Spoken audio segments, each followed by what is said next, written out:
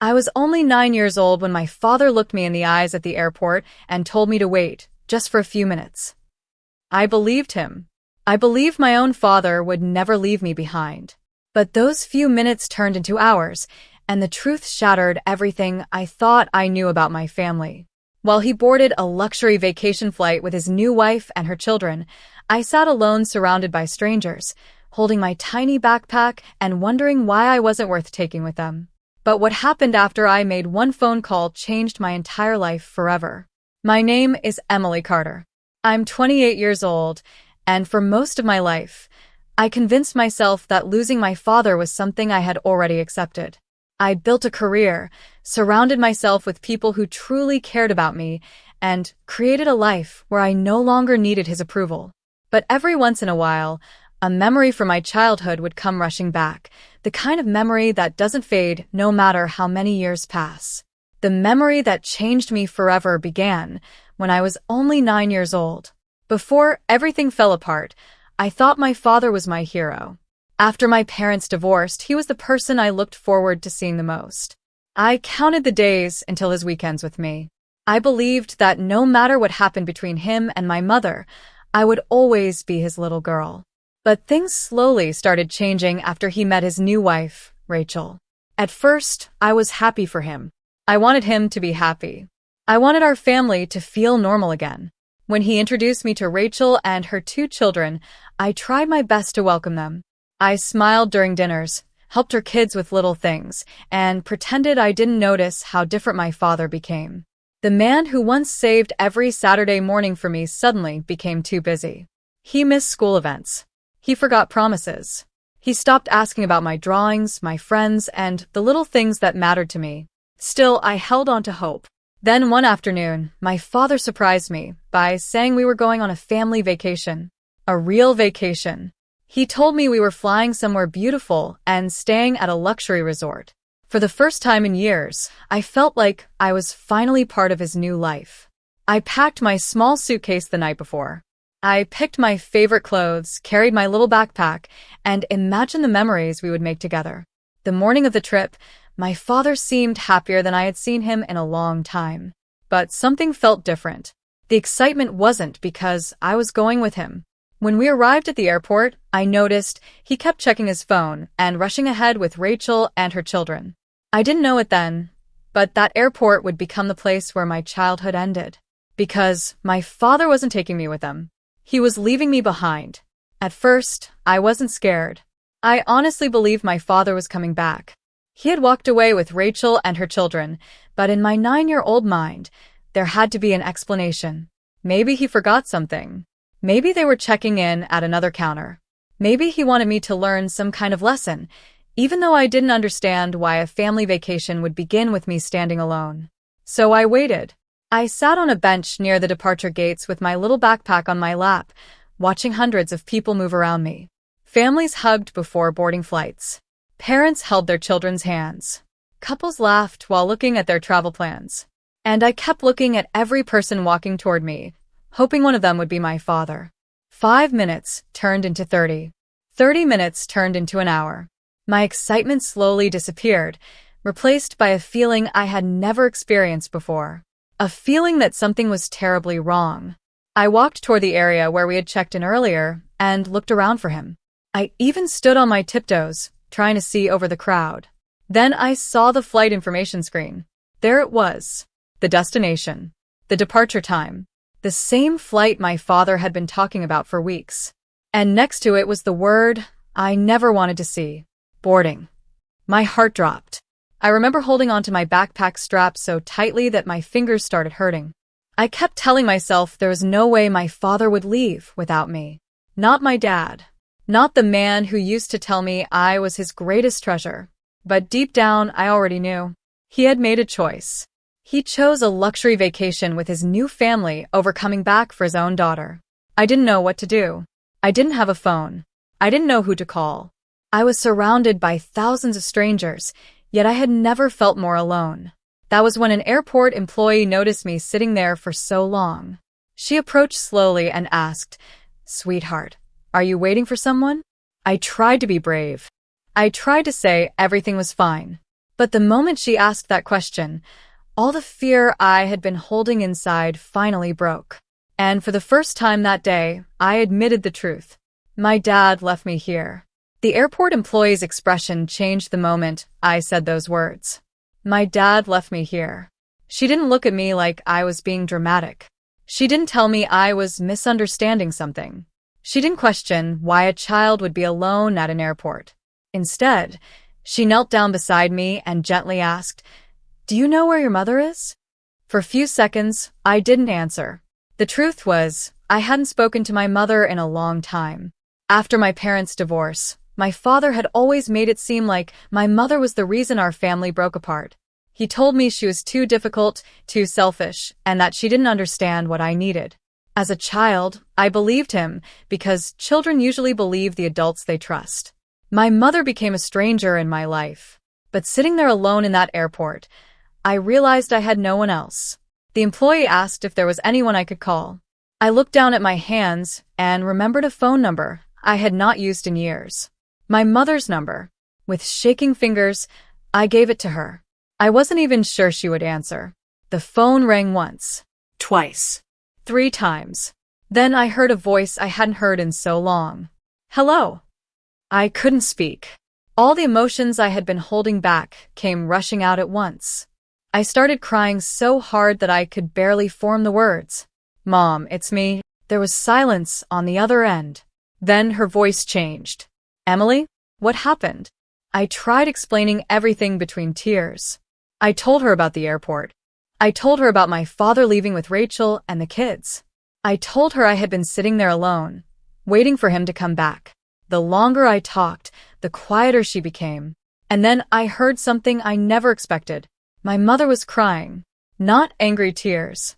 Not the kind of tears adults sometimes use when they want attention. These were the tears of someone realizing their child had been hurt. She took a deep breath and said the words I needed to hear more than anything. "Stay exactly where you are. I'm coming for you." At that moment, I didn't know that one phone call would uncover years of hidden truths. I only knew one thing. For the first time that day, someone was coming back for me. My mother arrived at the airport less than an hour later.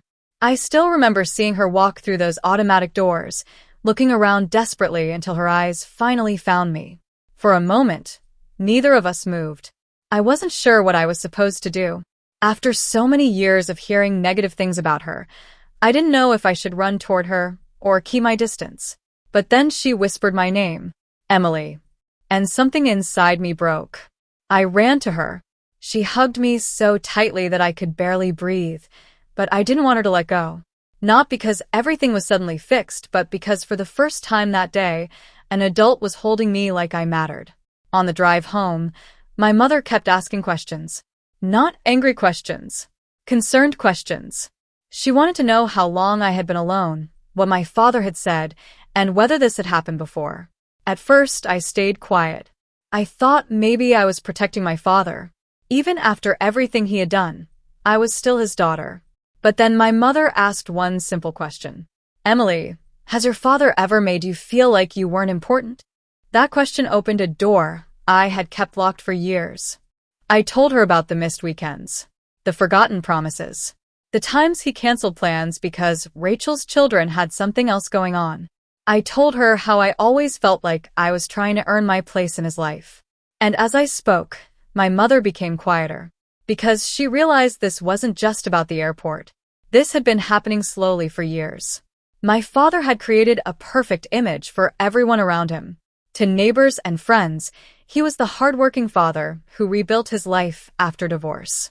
But behind closed doors, he was a man who had slowly pushed his first child away while pretending everything was normal. When my mother contacted him that evening, he didn't apologize. That was the part that hurt the most.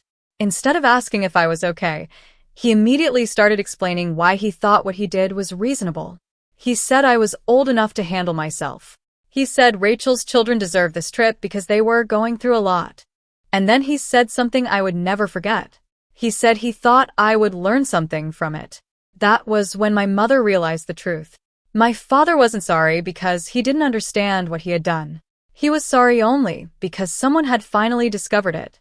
For the next few days, My father acted like the airport incident was something that could simply disappear if nobody talked about it. That was always his way. Whenever something uncomfortable happened, he didn't fix it. He waited for everyone else to forget. But this time was different, because I remembered. And my mother remembered too. A week after the airport incident, my father came to my mother's house to see me. I remember watching his car pull into the driveway and feeling a strange mix of emotions. Part of me wanted to run outside and hear him say he was sorry. Part of me wanted to hide. Because even though he had hurt me, he was still my father. When he walked inside, he looked uncomfortable. Not heartbroken. Not devastated. Just uncomfortable. Like he was dealing with a problem he wanted to solve quickly. He sat across from me and started talking. He said he was sorry that I felt abandoned. That sentence stayed with me. Not "I'm sorry I left you." Not "I'm sorry I hurt you." Just that I felt something. Even at 9 years old, I understood the difference. My father wasn't apologizing for his actions. He was apologizing for the consequences. He explained that he thought I would be okay. He said he trusted that someone would notice me. He said he never intended for me to be scared. But I finally found the courage to ask the question I had been carrying since the airport. "Dad, if you cared about me, why didn't you come back?" The room became completely silent. For the first time, he didn't have an answer ready. He looked away. And that told me more than words ever could. I realized I had spent years trying to prove I was important enough to choose. But the truth was, the person who needed to change was never me. I looked at him and said something I never thought I would be brave enough to say. "I waited for you because I thought my dad would come back. But you already decided I wasn't part of your family." My father's expression changed. Maybe for the first time, he understood that this wasn't about a missed vacation. It was about a little girl who had been waiting her whole life to feel chosen. And she was finally done waiting. After that day, something inside me changed. I didn't suddenly stop caring about my father. I wish healing worked that way. I wish one painful moment could erase years of love and memories. But the truth was, I still miss the father I thought I had. I miss the man who used to carry me on his shoulders when I was little. I miss the person I believed would always protect me. But I also learned something important. Missing someone does not mean they deserve access to your life. Over the years, I started rebuilding myself. My relationship with my mother slowly grew stronger. We had many conversations about the past, and there were difficult moments where we both had to admit things we wished had been different. But unlike my father, she listened. She didn't make excuses. She didn't tell me I was too sensitive. She simply tried to be there. And that meant more to me than any perfect apology could have. As I grew older, I focused on creating the kind of life I always wanted.